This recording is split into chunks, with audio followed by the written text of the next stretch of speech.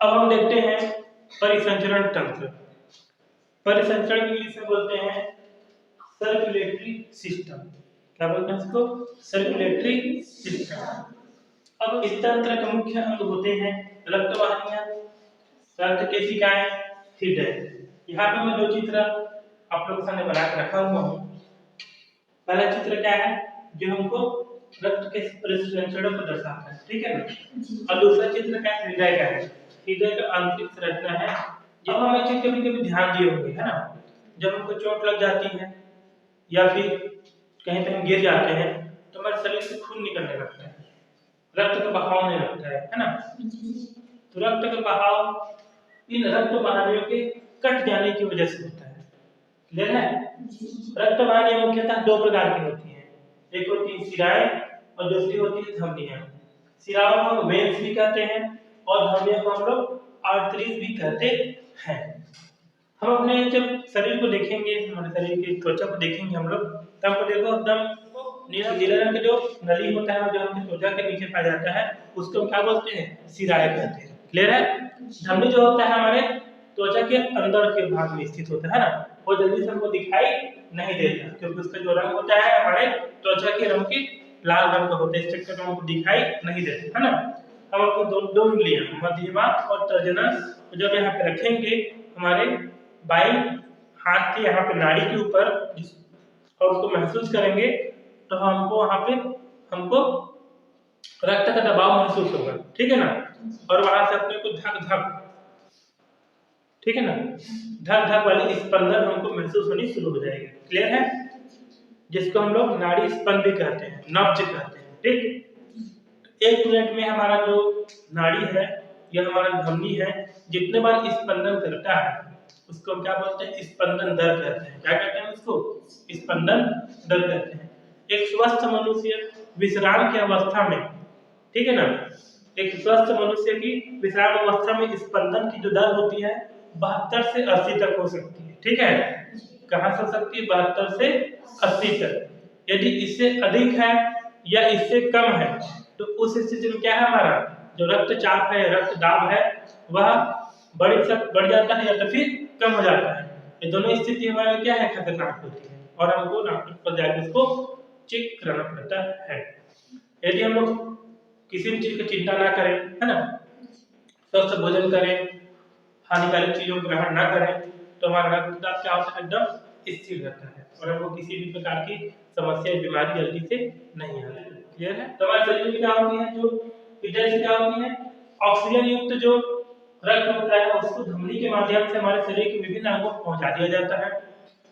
क्योंकि जो रक्त वाहिनियां हैं ऊतकों से भी गुजरती हैं, तो वह जब ऊतकों के पास से गुजरती है तो छोटी छोटी पतली पतली नलिकाओं में भक्त जाती है जिसको हम रक्त केशिकाएं कहते हैं। क्या कहते हैं उसको? रक्त केशिकाएं। क्योंकि रक्त केशिकाएं कोशिकाओं से होकर गुजरती है, ठीक है, जिससे रक्त कोशिका के संपर्क में आ जाता है और यहाँ पे आवश्यक पदार्थों का आदान प्रदान, ये अदला बदली हो जाता है, ठीक है।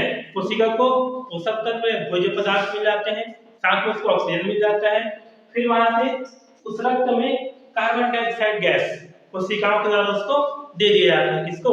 रक्त को।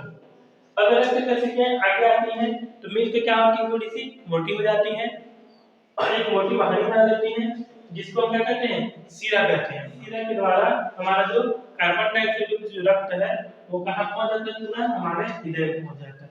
हृदय क्या है समझने से पहले हम लोग शिरा और धमनी में क्या होता है तो समझ लेते हैं, ठीक है ना। तो जो धमनी होती है इसकी दीवारें क्या होती है? मोटी होती है। क्या होती है? मोटी। जबकि शिराओं की जो दीवारें क्या होती है? पतली होती है। क्या होती है जी? पतली होती है, ठीक है।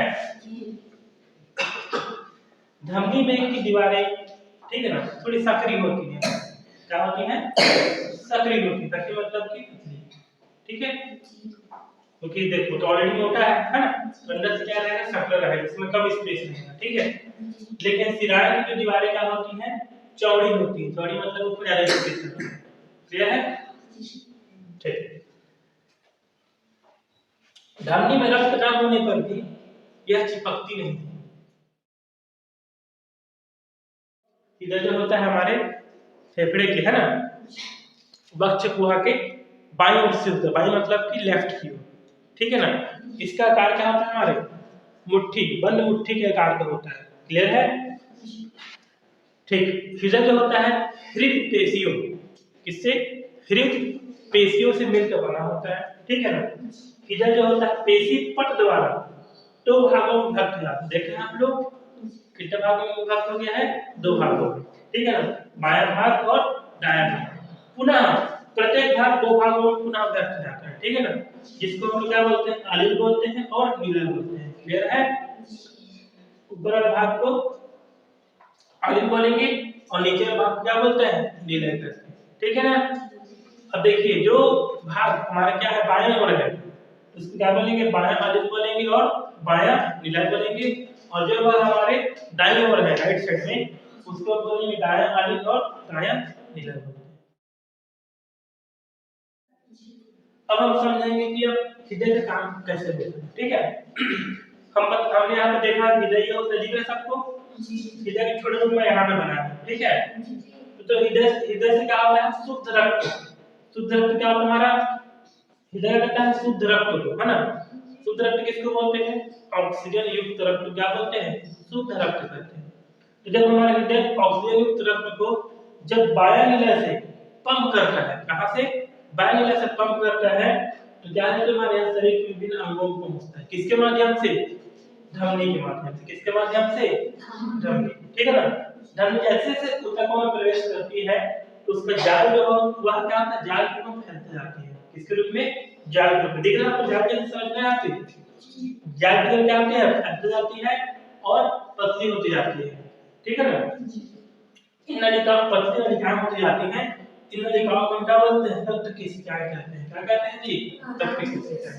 ये रक्त केशिकाएं कोशिका से गुजरती हैं, इस दौरान जो रक्त होता है कोशिका से संपर्क में आता है, कोशिका के संपर्क में आता है, और जो भी आवश्यक पदार्थ होते हैं उन दोनों के बीच क्या होता है, आदान प्रदान हो जाता है, ठीक है ना। उसके बाद जब केशिकाएं मिलती हैं तो एक मोटी वाहिनी बनाती है, ठीक है ना, जिसको हम क्या बोलते हैं, सीरा कहते हैं। क्या बोलते हैं इसको, सीरा।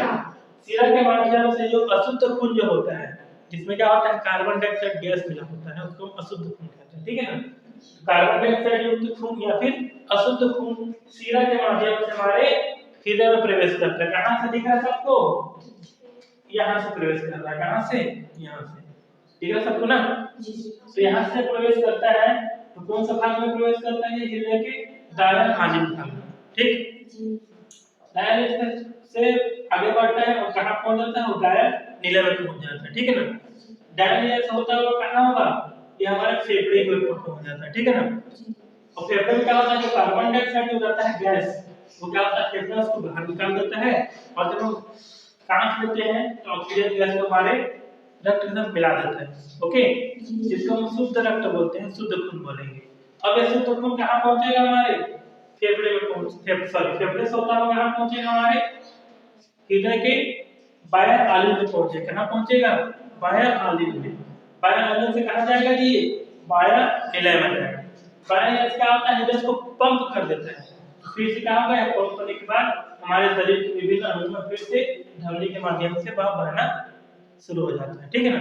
इस प्रकार यह पूरा जो प्रक्रिया है चलती रहती है, या जो साइकिल होता है वह क्या होता है, चलते रहता है, चक्र क्या है, चलते रहता है, ठीक है ना, जिसको हम बोलते हैं परिसंचरण तंत्र।